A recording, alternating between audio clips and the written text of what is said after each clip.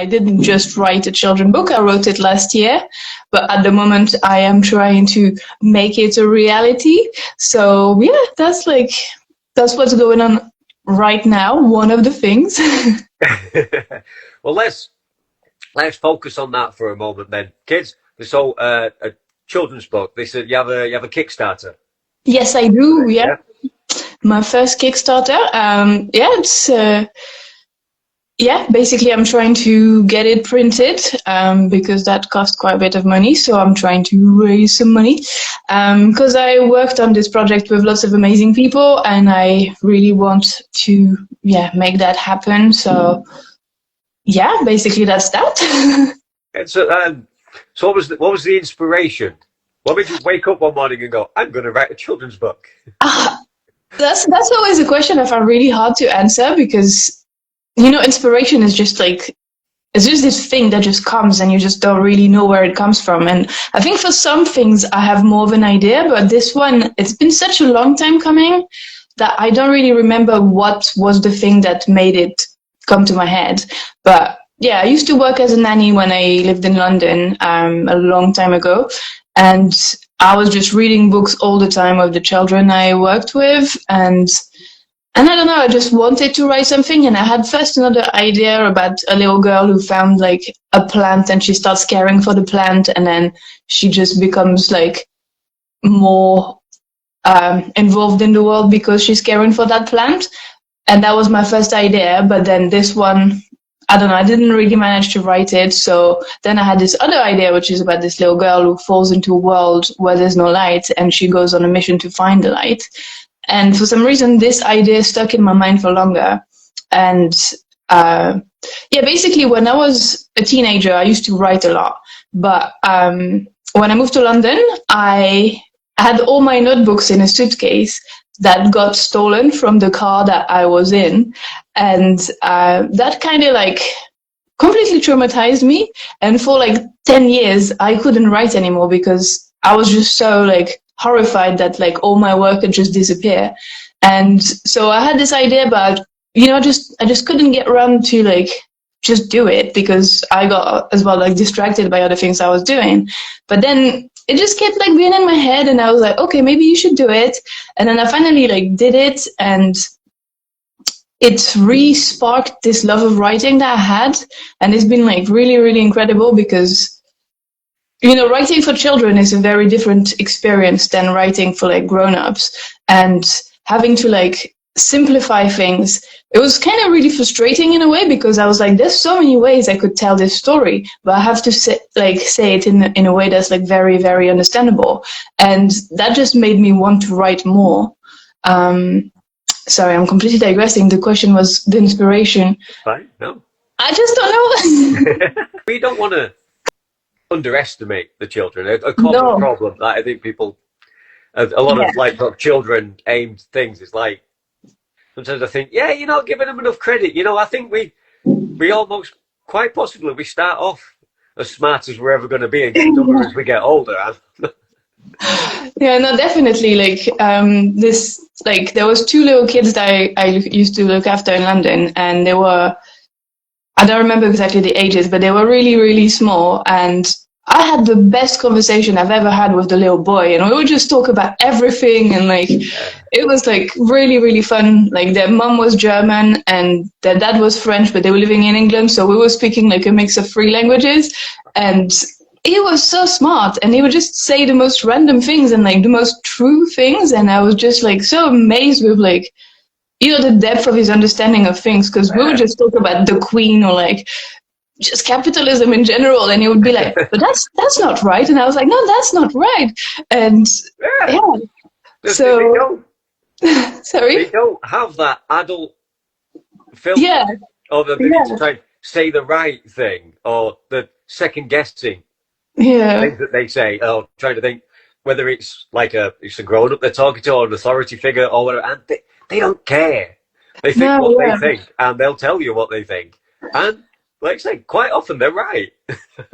No, definitely. And I think that's also one of the things, because so many of the books that I was reading, I really didn't like, because, so many books are directed to the parents in a way that's just talking about things that the parents need to do, of like potty training the kids or whatever, and it's just like really like basic books that like they're not the kind of thing they're gonna make children dream or like think of something like more interesting. And I was just like, that's not the ones that they really like. The ones that they really like are the one that like, it's just like taking them to another place, and that's kind of what I wanted to do, and I think that's what I did. So I'm quite happy with that.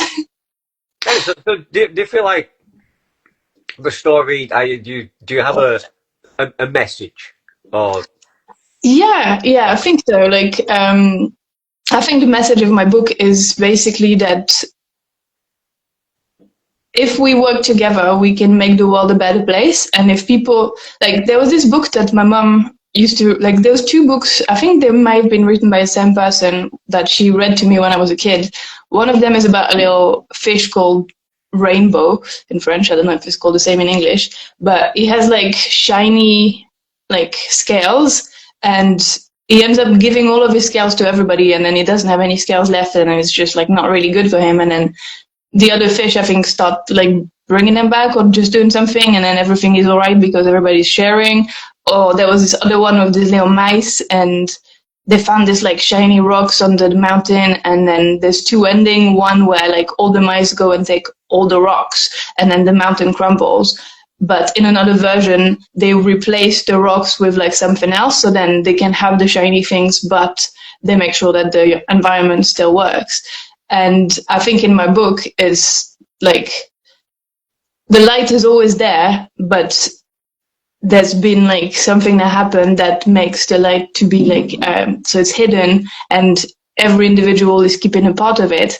But then in the end, they realize that if they share it, then they can all enjoy more of the thing like together, and that makes the world nicer. So I think it's like something that I personally truly believe in, that we have everything that we need to be happy, but we make the world really crap by just being like, no, this is mine, and it's just like.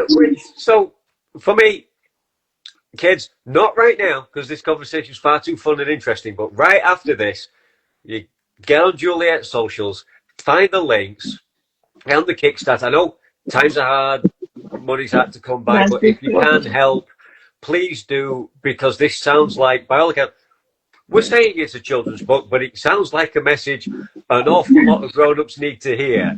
In fact, it really sounds like a book that should be on the table of every prime minister and president. That kind of like take the hint. It's absolutely wonderful. And you're working in conjunction with a favourite artist of yours, I believe, on the book. Yeah, I mean, quite a few actually. The illustrations have been done by Ash Bedwards, who is an absolutely incredible artist. He does like lots of different media, which I also really like, because I don't like people being boxed in anything. And when I found him, like, I first saw his little like dolls that he make with like, just whatever, like fabric and little pieces of like beads and stuff. And I was like, literally the first time I found his Instagram, I spent probably an hour just scrolling and liking everything and being like, this is so cool. And and like I just been following him for so long. And then when I wrote the book, I just knew that I wanted him to do it.